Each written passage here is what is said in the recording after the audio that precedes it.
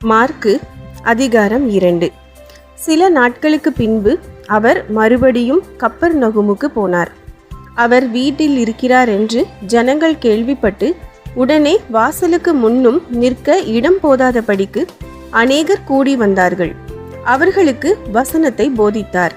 அப்பொழுது 4 பேர் ஒரு திமிர்வாதக்காரனை சுமந்து கொண்டு அவரிடத்தில் வந்தார்கள். ஜனக்கூட்டத்தின் நிமித்தம் அவருக்கு சமீபமாய் சேரக்கூடாமல் அவர் இருந்த வீட்டின் மேற்கூரையை பிரித்து திறப்பாக்கி திமிர்வாதக்காரன் கிடக்கிற படுக்கையை இறக்கினார்கள். இயேசு அவர்கள் விசுவாசத்தை கண்டு திமிர்வாதக்காரனை நோக்கி, மகனே, உன் பாவங்கள் உனக்கு மன்னிக்கப்பட்டது என்றார்.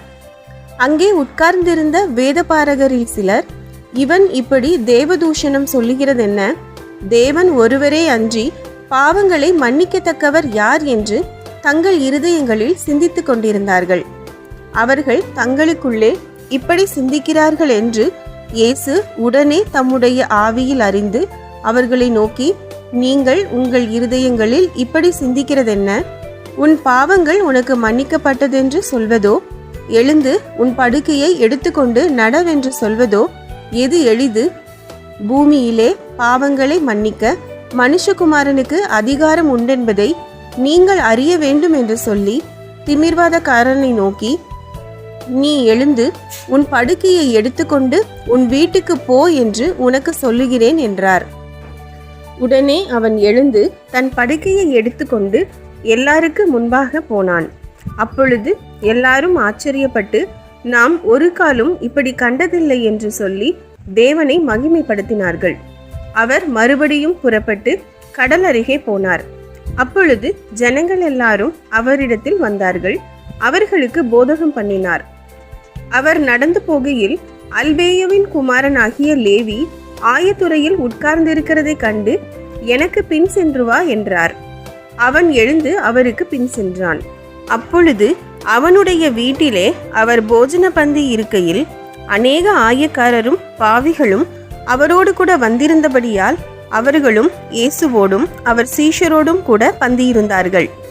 அவர் ஆயக்காரரோடும் பாவிகளோடும் போஜனம் பண்ணுகிறதை வேதபாரகரும் பரிசேயரும் கண்டு அவருடைய சீஷரை நோக்கி, அவர் ஆயக்காரரோடும் பாவிகளோடும் போஜனம் பானம் பண்ணுகிறது என்னவென்று கேட்டார்கள். இயேசு அதை கேட்டு, பிணியாளிகளுக்கு வைத்தியன் வேண்டியதே அல்லாமல் சுகமுள்ளவர்களுக்கு வேண்டியதில்லை, நீதிமான்களை அல்ல பாவிகளையே மனம் திரும்புகிறதற்கு அழைக்க வந்தேன் என்றார். யோவானுடைய சீஷரும் பரிசேயருடைய சீஷரும் உபவாசம் பண்ணி வந்தார்கள். அவர்கள் அவரிடத்தில் வந்து, யோவானுடைய சீஷரும் பரிசேயருடைய சீஷரும் உபவாசிக்கிறார்களே, உம்முடைய சீஷர் உபவாசியாமல் இருக்கிறது என்னவென்று கேட்டார்கள். அதற்கு இயேசு, மணவாளன் தங்களோடு இருக்கையில் மணவாளனுடைய தோழர் உபவாசிப்பார்களா? மணவாளன் தங்களுடனே இருக்கும் வரைக்கும் உபவாசிக்க மாட்டார்களே.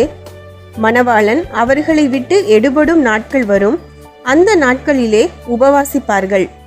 ஒருவனும் கோடி துண்டை பழைய வஸ்திரத்தோடு இணைக்க மாட்டான்.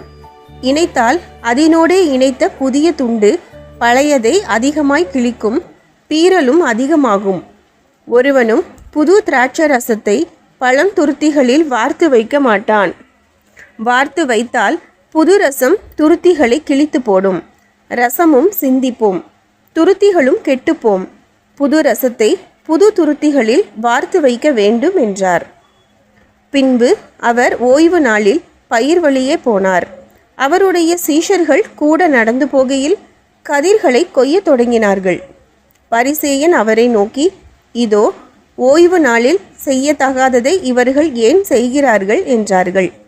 அதற்கு அவர், தாவீதுக்கு உண்டான ஆபத்தில் தானும் தன்னோடு இருந்தவர்களும் பசியாயிருந்தபோது அவன் அபியத்தார் என்னும் பிரதான ஆசாரியன் காலத்தில் செய்ததை நீங்கள் ஒரு காலம் வாசிக்கவில்லையா?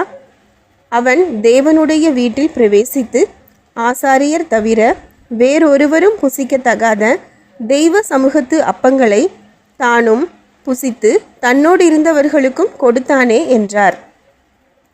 பின்பு அவர்களை நோக்கி, மனுஷன் ஓய்வு நாளுக்காக உண்டாக்கப்படவில்லை, ஓய்வு நாள் மனுஷனுக்காக உண்டாக்கப்பட்டது. ஆகையால் மனுஷகுமாரன் ஓய்வு நாளுக்கும் ஆண்டவராய் இருக்கிறார் என்றார்.